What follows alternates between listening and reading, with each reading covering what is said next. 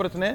Bharatiya Janata party जो पूरी कांग्रेस युक्त हो चुकी है, पूरे आधे से ज्यादा कांग्रेस के बैकग्राउंड के लोग हैं, वो क्या आरोप लगा रहे हैं कांग्रेस के ऊपर कि कांग्रेस ने ऐसे किया, कांग्रेस नहीं। अरे भाई कांग्रेस में आप नहीं, यहाँ पर क्योंकि यहाँ पर शुभांकर भट्टाचार्य जी बैठे हुए हैं, टीएमसी के नेता हैं, और मैं उनसे पूछूंगी क्योंकि हम के प्रवक्ता श्याम सुंदर सरन जी भी हमारे साथ जुड़े हैं। पहले मैं शुभांकर जी आपके पास आ रही हूँ। आपके नेता ने जो कहा है वो जरा वरुण जी को बताइए, क्योंकि अभिषेक बैनर्जी कह रहे हैं हमसे कोई राय नहीं ली गई।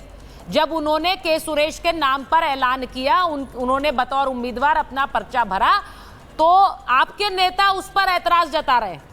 ये सही है या गलत है? वरुण जी को बताइए। देखिए, बात सही गलत की नहीं है। बात यह है कि अभिषेक बनर्जी ने एक फैक्ट सामने रखा कि फैक्ट यह है कि भाई हम लोगों से सलाह नहीं ली गई। हाँ। यही बात की गई है। इसके ऊपर डिबेट या इसके ऊपर कोई मतलब मन मुटाव, ऐसी कोई बात तो सामने आई नहीं है। बात सिर्फ इतनी हुई है कि नहीं, अंदरूनी हम लोगों से सलाह नहीं ली गई है। शायद ये बात कहना इसीलिए है ताकि आगे के समय पे भाई ये चीजों का ख्याल रखा जाए। आगे तो का समय कौन सा होगा शुभांकर जी? अभी तो स्पीकर बनना है, अब आगे का कौन सा समय है? आपके और नेता और कौन सी शपथ लेने वाले हैं? भाई आगे का समय क्या है? स्पीकर पर अगर पर्चा भर रहे थे तो आपसे आपके नेता ने यही तो कहा कि हमसे कोई राय नहीं ली गई। मैंने आपने कहीं सुना? एक मिनट, आप बात को दूसरी तरफ घुमा रहे हैं। मैं दरअसल मैंने कहा कि अभिषेक बनर्जी ने क्या आपत्ति दर्ज की है? हाँ। कि नहीं, के सुरेश का नाम आगे नहीं आना चाहिए था? तब हाँ। तो आप मुझे बताइए। उन्होंने सिर्फ ये कहा है कि भाई हम लोगों से मशवरा नहीं किया गया, हमसे नहीं पूछा गया। हाँ। बस यही बात उन्होंने एक फैक्ट रखा है, और वो फैक्ट है। हाँ। उसको कोई यहाँ पे जो पैनल पे बैठे उसको नकार नहीं सकते, चाहे वो कांग्रेस को चाहे कोई हो। लेकिन तो फिर ऐसे ही सर शुभांकर जी, फिर ऐसे ही सर ये भी एक फैक्ट रखा गया कि संसद में स्पीकर को लेकर हमेशा सहमति से ही चुनाव हुआ। आगे किया गया तो हमने कोई दूसरा प्रत्याशी नहीं रखा है। नहीं, आपने प्रत्याशी नहीं रखा है, लेकिन मेरा सवाल यह है कि क्या पार्टियों को अपने सहमति के साथ, आप एक तरफ बोलते हैं कि ये लोग हमसे पूछ नहीं रहे हैं, डेप्यूटी स्पीकर का पद हमें दे नहीं रहे हैं, हमसे राय मशवरा नहीं कर रहे हैं, लेकिन वहां विपक्ष अपने बीच में भी तो राय मशवरा नहीं कर रहा। भाटी जी, मुझे आप बता दीजिए कितनी बैठकें हुई हैं स्पीकर के पद को लेकर, आपकी और कांग्रेस पार्टी की, या फिर टीएमसी के साथ आप लोगों की बैठकें हुई हैं? कितनी हुई हैं? नहीं, हमारा लगातार विचार विमर्श चल रहा है। हाँ। और जो आपने कहा, देखिए जो उन्होंने बयान दिया कि शर्मनाक है, आपत्तिजनक है। जब विपक्ष का सम्मान आप करोगे नहीं, विपक्ष से सलाह मशवरा आप करोगे नहीं, विपक्ष से बात पूछोगे नहीं, सहमति बनाओगे नहीं, तो विपक्ष चुनाव लड़ेगा। वो हार जीत संख्या के ऊपर बाद में देखी जाएगी, लेकिन विपक्ष अपना लोकतांत्रिक ड्यूटी पूरी करेगा। लेकिन एक आपत्ति में बार बार दर्ज कराता रहा हूँ, और मैं आज भी फिर जिम्मेदारी के साथ दर्ज करा रहा हूँ कि रिपब्लिक भारत हमें इंडी क्यों लिखता है और उन्हें एनडीए क्यों लिखता है। या तो उन्हें भी एनडी लिखो और या फिर हमें भी इंडिया लिखो। उनके एनडीए में भी ए अलायंस है, हमारे इंडिया में भी ए अलायंस है। ये बहुत ही घोर आपत्तिजनक है और ये भी शर्मनाक है लोकतंत्र के लिए और पत्रकारिता के लिए। ये आप तो मेरी सुन लेंगे तो ठीक है। मैं कई बार आपत्ति दर्ज करा चुका हूँ। मैं एडिटोरियल टीम से रिक्वेस्ट करूंगा कि इस तरह के भेदभाव न किया जाए, क्योंकि आप न्यूज चैनल हैं, आपको निष्पक्ष रहना चाहिए।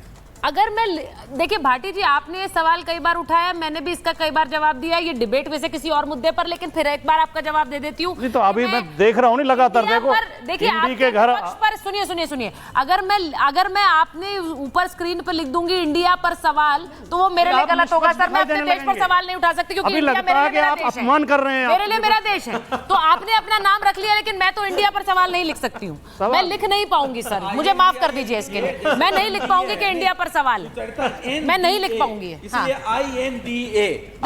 और दूसरी बात यह है कि ये मैं डिबेट में आगे बढ़ रही हूँ। भाटी जी इस बात को कई बार उठा चुकी हूँ, मैं इस बार कई बार इसका जवाब भी दे चुकी हूँ। बोलिए। पहली बात यह है कि अगर भारतीय जनता पार्टी या एनडीए ने विपक्ष के साथ बैठक नहीं की होती, तब माना जाता कि आपने सहमति नहीं बनाई है। कांग्रेस के अध्यक्ष से 3 बार बात हुई।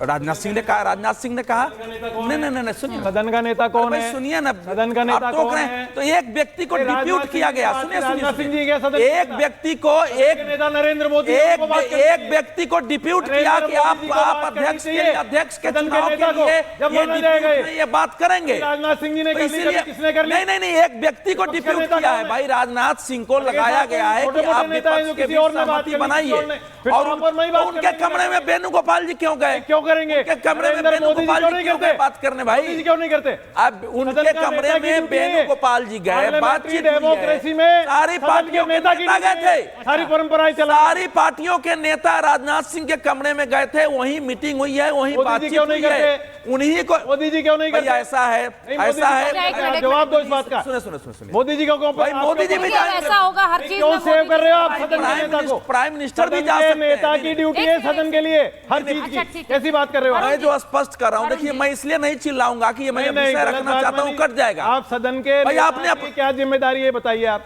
पहले जिम्मेवारी से ज्यादा मैं स्पष्ट कर दूं क्यों क्या हुआ जिम्मेवारी है? सदन के नेता की जनता दल यू के ललन सिंह बाहर निकले, उन्होंने ये कहा कि जब इन लोगों ने कहा कि डिप्टी स्पीकर तय करो, तो राजनाथ सिंह जी ने कहा है कि पहले स्पीकर का चुनाव हो जाए, डिप्टी स्पीकर जब आएगा तब हम लोग मिलजुल के वो नाम तय करेंगे।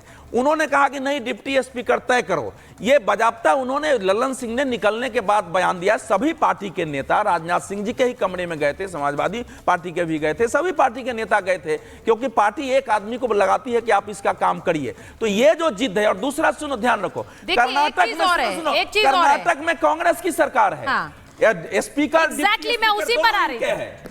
पश्चिम बंगाल में स्पीकर डिप्टी स्पीकर इनके ही हैं, केरल में स्पीकर डिप्टी स्पीकर इन्हीं के हैं, की बात हो रही थी कि प्रोटोकॉल डिप्टी स्पीकर इन्हीं के हैं। तो ये खुद जिस में है, जो अभी टीएमसी के प्रवक्ता बैठे हुए हैं, पश्चिम बंगाल में भी बीजेपी के पास डिप्टी स्पीकर दे दिया होता, कर्नाटक में दे दिया होता, आपने नहीं दिया, आपने दोनों बना के रखा हुआ है। स्पीकर कौन है पश्चिम बंगाल में?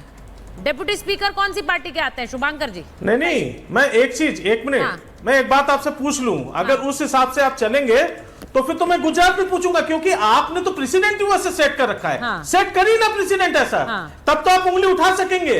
आप पूरे देश की बात कर रहे हैं, एक लोकसभा की बात कर रहे हैं, जहां पे अपना नहीं, वो वहाँ प्रोटोकॉल याद दिलाते हैं, इसलिए बात हो रही है। राधिका जी के पास जाऊंगी, एक minute. Radhika ji that is the thing, मुझे तो वो पूछना चाहिए, तब तो आप यूपी में भी पूछता हूं, यूपी में नहीं तो पश्चिम बंगाल की बात नहीं हो रही है सिर्फ, अगर गरिमा कर्नाटका में भी हो रहा है सर, कर्नाटका में हाँ, मैं सभी राज्यों की बात कर रहा हूँ, राजस्थान की बात भी कर रहा हूँ, अपनी पार्टी अपने गिरेबान में भी झांकना पड़ेगा, उन्हें भी झांकना पड़ेगा, कांग्रेस की बात। राधिका जी सभी दलों को मिलकर के इस परंपरा को सेट करना चाहिए, जिससे राजनीतिक व्यवस्था देश की एक सुचारू और गरिमापूर्ण बने। भाई राधिका जी देखिए, सवाल ये उठ रहा है कि आपके राष्ट्रीय अध्यक्ष ने ये सवाल आज उठाया कि पश्चिम बंगाल में क्या है, कर्नाटक में क्या है, वहां पर स्पीकर भी इन्हीं की पार्टी का और डेप्यूटी स्पीकर भी इन्हीं पार्टी का, तो ये हमें प्रोटोकॉल ना सिखाएं, ये परंपरा की बात ना करें। उन्होंने ये जवाब पलटवार तब किया है क्योंकि आज राहुल गांधी ने बार बार परंपरा और प्रोटोकॉल की बात कर दी। देखिए, परंपरा और प्रोटोकॉल कांग्रेस तो जानती नहीं है, ये हम हमेशा से देखते आए हैं। जब यूपीए की गवर्नमेंट थी 2004